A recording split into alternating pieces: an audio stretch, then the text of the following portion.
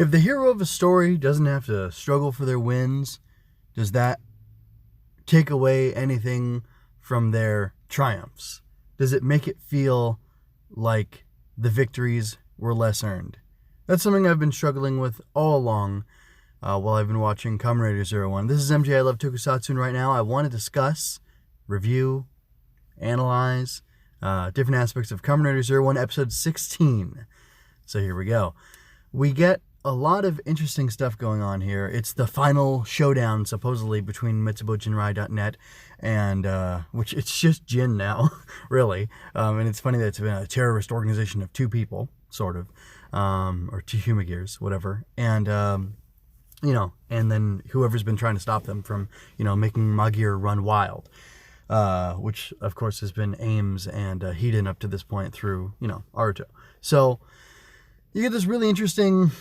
I guess let's start with all the new stuff, and I'll just be super brief about it. Izu, while she's being repaired, part of her goes up to the cloud, I guess, to Satellite Zaya, and when Aruto is about to be pretty well thrashed by these Geigers that Jin ordered over to help him fight, he gets this moment where his mind goes into the satellite too and joins her, and they have a little discussion, and you see a preview of the Shining System, which is actually a really great image that I'll have to share, even though I didn't initially grab it, because it just looks really neat. Anyway, but she says that he's going to have to access the Shining System, that it's something that Satellite Zaya built into the design of Shinning Hopper, or I guess it's related to Shinning Hopper, but it also uses the arc reactor from the arc satellite on his chest because he's using the Assault Hopper form. So I don't know if that's exclusive to Assault Hopper or not. It feels like it should be. If it isn't, that'll be a little irritating, a little inconsistent. But I don't know. I don't know what to say. What's more irritating to me? Oh, anyway. So so he gets that. He gets to do some cool new attacks. He flies around a little bit. These like 8 diamond shaped things, which are actually the shape of the, he's got a little divot, like the classic Kamen Rider, has a little light on his forehead. It's called in the manga, Ishinori does this really cool thing, where he does like a dissection of the rider, like in a pose, and then you get to see the different aspects, the mechanical, cybernetic aspects of his body, and right in the middle, he's got this, middle of his forehead and between his eyes, he's got this O-ring, and there's like a metal thing around it, and then there's a red light that flashes, and it's used for communication of different things. The riders communicate with each other through it, I think, and it can pick up like radio signals or whatever, which is pretty neat. Anyway, but that's kind of mimicked here. Well, that aspect of the rider suit gets made into a lot of different iterations of Kamen Rider over the years. As you know, if you've been around for a while, there's been like 30 main Kamen Riders plus any side or additional secondary and additional riders besides then, and almost all of the main riders have something like that in between their eyes. Aruto on Zero-One has, and I think has always had from the very beginning, a diamond which is fat at the top and long and thin towards the bottom. Kind of, no, not like the Volcom. I mean, it looks like the crystals, or whatever they're called, from the Shining System that come out when he activates that. Anyway, they shoot lasers, they fly around, they do all sorts of cool stuff, and he still has his, what do I want to call it? Like integral, his integration, it's from calculus, it's dumb. Anyway, he still has like his weird teleportation ability, which is really cool. And that's all neat and whatever, and I wanted to make at the risk of offending Rockman, I wanted to say, like, it feels a little bit samey, because once again, he's getting this, big, super powerful, like, he just unlocked the full Shining Hopper. Wasn't that last episode that he did that? I'm pretty sure it was. He came out on the steps, it was kind of dark, and then he unlocked it, and then had, full powered Shining Hopper on. But then, like, there's an even more full powered thing that he has access to through the Shining System. But, like, honestly, I thought it was cool. I thought it looked really good. It was very fresh. It was popping. It had me excited. So, like, it was a great spectacle to watch. And I don't know what else to say about that. I do, though, still want to question, how do I feel about the fact that Satellite Zaya, even Yaiba says something like, "Oh, I think the Zaya satellite must have predicted this." Like I feel like Satellite Zaya is the real Kamen Rider, and she's just like equipping people to do her will. I mean, I guess you could complain about Zordon the same way, but like that's just not how Kamen Rider has felt classically. It's been the writer on his own, operating from a fairly innocuous type of base, like Snack Amigo, like it's a coffee shop. And then he, reads something in the newspaper or is out running around, something happens, and then like, oh, this is a Golgum plot, I better stop it. And he runs into the action. But as much as I appreciate like the idea of, like, I enjoyed that in Build, Mr.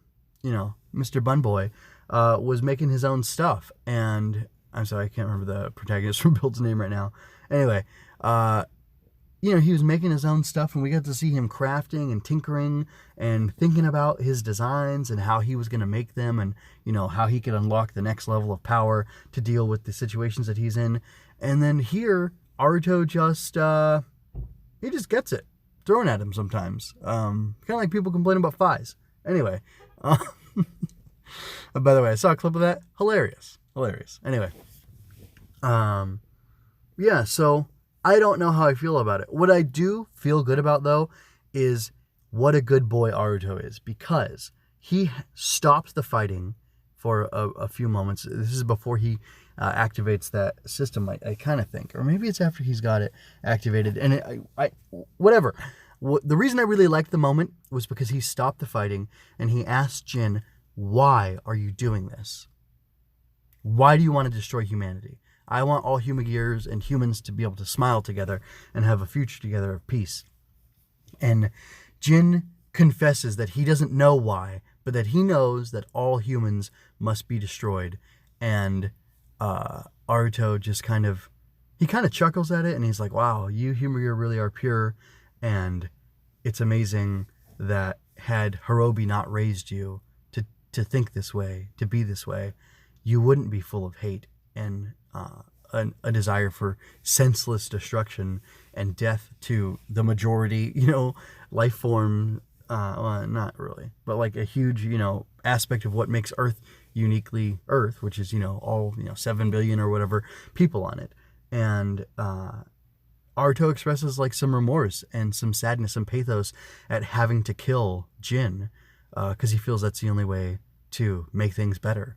And I thought that was really good. It made me happy to see the heart of Aruto coming back through, because I don't know, I was a little concerned that those human aspects of him, those really good, solid aspects of him where he was trying to save the Humagear, was getting lost in, I don't know, the excitement of the upgrades and the increasing of the threat by Metsuboujinrai, and like we were moving away narratively, episode by episode, from stories about Humagears who had been corrupted against their will, that like Aruto had formed a relationship with, or some sort of relationship with, and it having pathos to it. But really, like we get to this point where, despite the crap I don't like about Aruto, there is something really true to Kamen Rider, which is that he kind of is this tragic figure because he's got all this power to destroy and to kill Humagear who he sees as human, and these corrupted Humagear, who are approaching awakening or whatever. Like he has to destroy them and kill them. And I felt like that moment where he paused the combat and then Jin was like, "Yep, we're doing this, buddy." And then he had to get him with the rider kick and kill him. I thought it was really powerful, and I really appreciated it. So anyway, that's pretty neat. It was interesting to me, the fact that Jin is gone, but Hirobi's body, like Jin's body was destroyed. Hirobi was over at somewhere at Ames, I guess, and then his eyes reactivate at the end of the episode when Thouser, or whoops, when what's his face, Mr. 1000, what is it? Amatsugai is looking at his new driver and his progress keys that were formed somehow after the death of these two guys. Like apparently Jin and Hirobi dying 100% somehow unlock something that allowed him to get new progress keys for his new suit or whatever. I don't like Amatsu guy. I'm not a fan, and we'll see how he develops. But I'm not gonna let that mar my enjoyment for this episode, which overall I had problems like the heart that was there, that Kamen Rider spirit that it showed. I'm into that. I'm going to wrap up now. Next week, we do not have an episode of Kamen Rider Zero-One, so I will be putting out something else. There's a lot of stuff I've been meaning to cover, and I don't know what I'm going to pick, but I really hope I'm going to enjoy it, and it's going to be good stuff. And I'd like you to stick around because I think you'll enjoy it too. So with that being said, there's one more thing I did want to talk about. There's this great, I think at the end of the first episode, it could have been the second, but I'm pretty sure it was the first.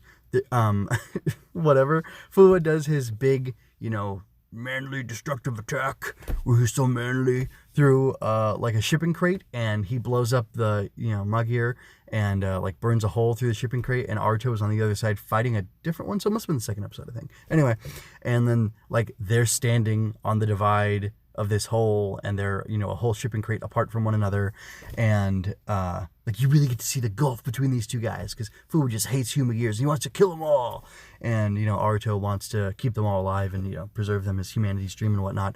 But we got another shot that was interesting. They're both Fu was in his assault wolf and Shinning Hopper. Aruto was using Shinning Hopper at that time, and it was after Magir had gone rogue, after they supposedly weren't going to be going rogue anymore, or Humagears had gone rogue. And anyway, it seemed like they were repeating that shot with purpose and with meaning, kind of setting up the gulf that remains between them, even though they've come so far. And I know there was some interesting stuff with Fu, like wondering what he was fighting for, but it's like, dude, you know what you were fighting for, and that you've accomplished it. Like, you can't just live off of hate and revenge. That's not a good way to go about things. And I think we're going to see that, because he's like wondering what he can do now with his life, now that Metsuboujinrai is gone.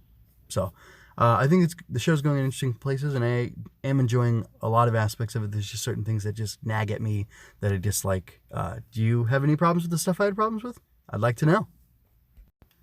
So to wrap up with a few questions, do you think Aruto is given stuff too easily, and that's like Zaya predicts stuff, or Satellite Zaya predicts stuff too much, and it's like, I don't know, it loses some of the tension from that?